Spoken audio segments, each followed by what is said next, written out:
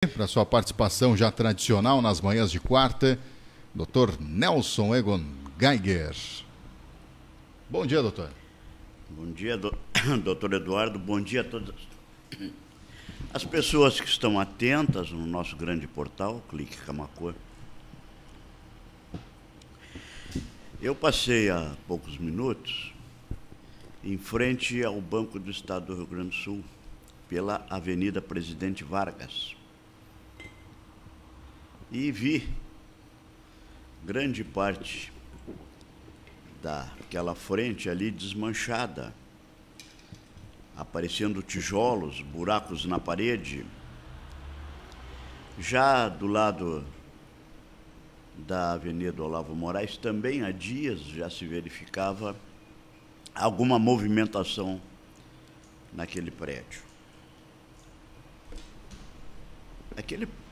Aquele prédio foi inaugurado pelo Banco do Brasil em 9 de abril de 1963. O que eu quero falar, deixando de lado a política hoje, quero falar um pouco de coisas nossas de Camaquã. O Banco do Brasil veio para cá em 1942. Instalou-se na esquina da hoje Presidente Vargas com a 7 de setembro. Perdão. Sim, com a General Zeca Neto, onde tem uma farmácia ali hoje. Ali foi a primeira agência do Banco do Brasil, o primeiro gerente Sadi Castro, 1942. Naquela ocasião, segundo me contou há muitos e muitos anos atrás, ainda no final do século passado, o Dr. João Nunes de Campos, que foi deputado constituinte em 46, deputado constituinte estadual em 46, ele me contou que quando estava na sua fazenda lá em cima, no tempo da inexistência da BR-116, a BR-116 ainda estava projetada, mas ainda não estava feita, e ele estava na sua fazenda lá em cima, fazenda da Figueira, que teria sido dele antes e depois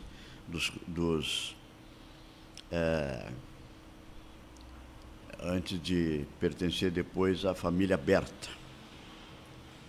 Naquele tempo, ele disse que lá em cima viu um carro na estrada estadual, a estrada que unia Pelotas a Porto Alegre, via estadual, passava por ali, passava pelo Passo do Cordeiro, atravessava o rio Camaquã de balsa lá em cima, vinha por dentro. E ele estava lá em cima e viu um carro estragado lá embaixo. E desceu a cavalo, segundo ele me contou. Eu estou contando às senhoras e aos senhores uma história que me foi contada pelo Dr. João Nunes de Campos, na casa dele, onde hoje é a Câmara de Vereadores, ainda antes do final do século passado. E ele me disse que aquele carro conduzia para Pelotas um diretor do Banco do Brasil, que era pelotense, não sei quem era. E que ele pessoalmente teria pedido àquele diretor que Camaquã, vejam bem, Camaquã era uma vilazinha, precisava de uma agência do Banco do Brasil. Passados 2, 3 anos, ele recebeu um telegrama que a agência estava sendo autorizada a instalação, que a agência seria instalada. Contado para mim, volto a dizer, pelo falecido Dr. João Nunes de Campos. A agência foi instalada em 42, na esquina que eu falei. Em 1959, saiu daquela esquina, porque estava pequeno o prédio, e começou a construir o prédio onde hoje é o Banco do Estado do Rio Grande do Sul.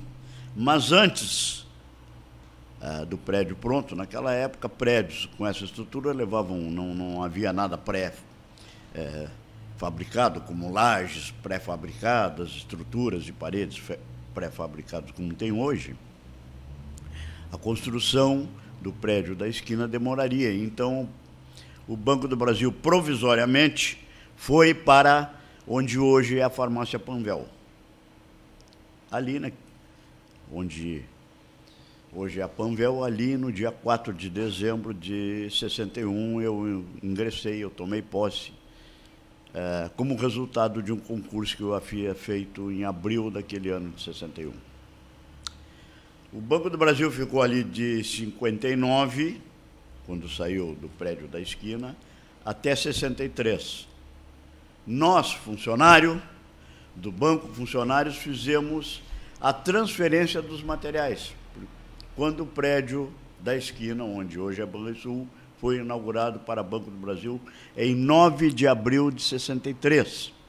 Então, naquele dia 8 de abril, naquele dia ali, nós transferimos, nós, os funcionários, transferimos, porque era meia quadra, o material, as coisas, as mesas, tudo lá para dentro da agência do banco, que não era novo, que não veio novo, que não era muito grande, que precisasse ser carregado por algum veículo, alguma coisa, eu não estou lembrado. Os cofres que estavam ali, que eram cofres pesados, claro, de ferro, aqueles cofres foram levados, não me lembro como, mas as outras coisas fomos nós, funcionários, que conduzimos. 9 de abril de 63. De 9 de abril de 63 ficou até 28 de fevereiro de 78 ali. Aí o Banco do Brasil foi para o prédio novo onde está até hoje, em 78. Mas eu quero me referir que eu vi aquela obra e senti que este era o assunto para falar hoje. Porque aquele prédio, quando foi inaugurado, foi um excelente prédio para uma agência bancária do estilo daquela época. Estou falando em 63 a 60 anos atrás. Foi feito um cofre grande, todo ele de parede de tijolo, mas reforçada, muito grande, forte, e uma porta enorme de grande que existe ali até hoje, salvo estejam tirando agora. Numa determinada época, essa porta era aberta de manhã pelo ilustre, bravo e valoroso colega José Napoleão Bonaparte, que está aí para confirmar. Bonaparte, não, perdão, José Napoleão Capchac, que está aí para confirmar, e eu.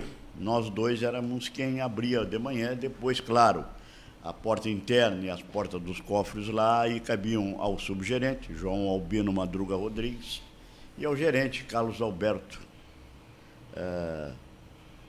da Silva. Então, nós tivemos a inauguração daquele prédio. Foi solene. Vieram deputados, Vitor Issel era um, não me lembro quem era o outro,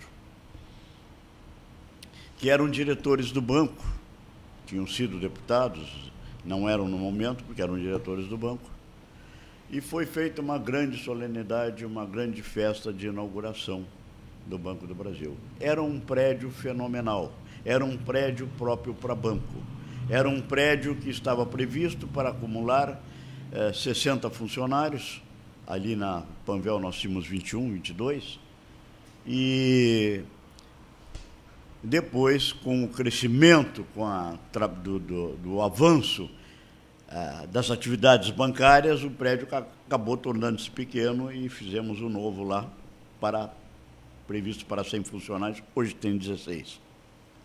Não se previa naquela época, senhoras e senhores, a mudança radical que nós temos no sistema bancário.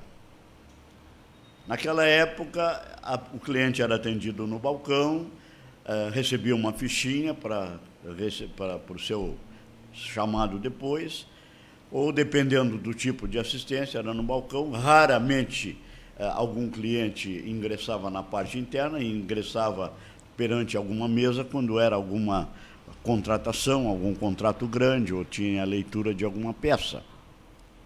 Este era o sistema bancário na época. Na Avenida Presidente Vargas, havia uma grande porta a porta principal de entrada dos clientes. Explico que naquela época os bancos fechavam meio-dia e abriam de novo de tarde. Funcionava até as 11h30, fechava e abria 1h30, ou fechava ao meio-dia, abria 1h, eu não estou bem lembrado de todos os horários, mas funcionava assim.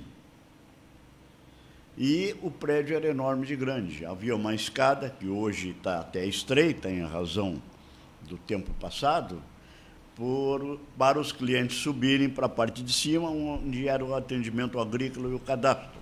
E na parte de baixo era o atendimento de caixas, de contas correntes e de empréstimos pessoais comuns. Aquele prédio era sensacional. Foi o primeiro prédio público em Camaquã, de uso público, que teve banheiros para os frequentadores, para os assiduários, no caso, para os clientes, para as pessoas que iam lá. A porta grande de vidro na Avenida Olavo Moraes, que não existe mais, foi fechada depois, tinha uma grade na frente. Aquela grade era aberta e havia um recuo interno de vidro envidraçado e duas portas laterais, uma para a direita, que ia para o lado de baixo, se quisesse, e outra para o lado esquerdo, que ia em direção à escada para as pessoas que quisessem subir para a parte de cima do banco. Então, o que eu quero dizer? Que naquele tempo que se inaugurou essa agência, lá se vão 60 anos, era os anos dourados da nossa humanidade, os anos dourados da geração que hoje está no mundo,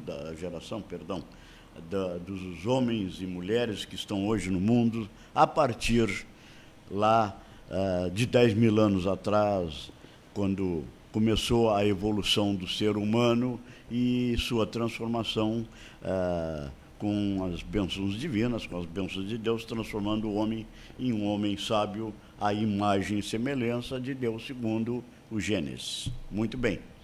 Então, aquele tempo eram os anos dourados. Aqueles tempos eram os anos em que a pessoa chegava no balcão para sacar um dinheiro na conta, o funcionário preenchia um cheque avulso, a pessoa assinava embaixo para movimentar a sua conta. Se a pessoa quisesse fazer um depósito, o funcionário preenchia um depósito, mandava, a pessoa ia para o caixa esperar seu chamado para entregar o dinheiro para o caixa. Era uma atividade completamente diferente que é hoje, que é a mídia, que é a evolução, que é o progresso, especialmente o progresso técnico e midiático, fez com que mudassem bastante o sistema bancário. Tanto que a agência onde está hoje o banco chegou a ter 148 funcionários, hoje tem 16. São mudanças essas. Isso eu estou falando hoje por quê? Porque me deu um certo saudosismo daquela época, daqueles tempos em que a gente tinha uma atividade mais frente a frente, uma atividade com cliente e servidor frente a frente, diferentemente dos atendimentos hoje, todos quase feitos por encontros virtuais através de balcões virtuais na mídia, através do telefone, nos sistemas sociais através do telefone ou através do computador. Se a pessoa quisesse marcar hoje uma consulta, uma coisa no NPS, pode fazer via computador. Naquela época, não, era tudo pessoal. Aqueles anos eram os bons anos dourados. Os tempos em que as coisas funcionavam no contato direto entre os homens. Talvez essa distância hoje, que nos permite a evolução técnica, a evolução de contato através de mídias, através de avanços eletrônicos, tenha feito com que houvesse um pouco mais de frieza no nosso tratamento. Então, acabei de dizer para o ilustre vereador Clayton, que está ali na antessala, que vai falar depois de mim, o que eu vou falar são as coisas do tempo em que não existia isso, que é exatamente o telefone celular e esses contatos. Então, nós tínhamos ali um único telefone, que tinha um ramal lá para cima, ali naquela... Depois teve mais. Depois, antes de se mudar para o outro prédio, teve mais. Encerrando, me faz lembrar que nós tivemos um período da humanidade, depois da guerra, depois de 45, depois daquela época, em que nós vivemos um mundo emocionalmente, um mundo do tempo de uns anos dourados, que não vão voltar mais. Tempos passados que não regressam mais. Por falar em tempos passados, eu sou um assíduo leitor de livro, falei em dos comentários do mês passado, mês de outubro, ao doutor Eduardo, até ganhei um livro de presente, que é a Mensagem a Garcia. Eu vou mencionar um outro, O Grande Gatsby, escrito em 1925, portanto, faltam 2 anos para fazer 100 anos. O livro que retratava os anos 20, de 1920, não de 2020, nos Estados Unidos. Contava como é que funcionavam as coisas naquela época. Prenúncio dos anos dourados que ocorreram de 40 a 70. Tempos que são difíceis de voltar, que ficam apenas na nossa recordação.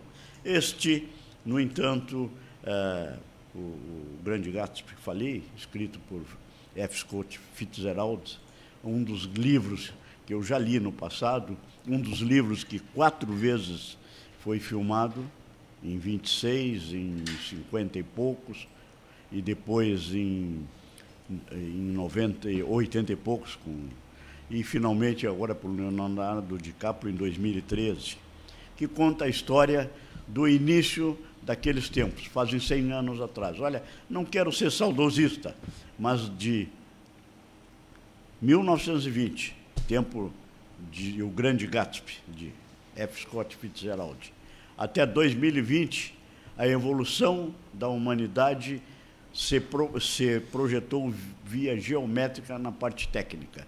Mas, em compensação, caiu muito o contato entre as pessoas e, portanto, a forma mais humana de nós nos tratarmos uns aos outros. Bom dia.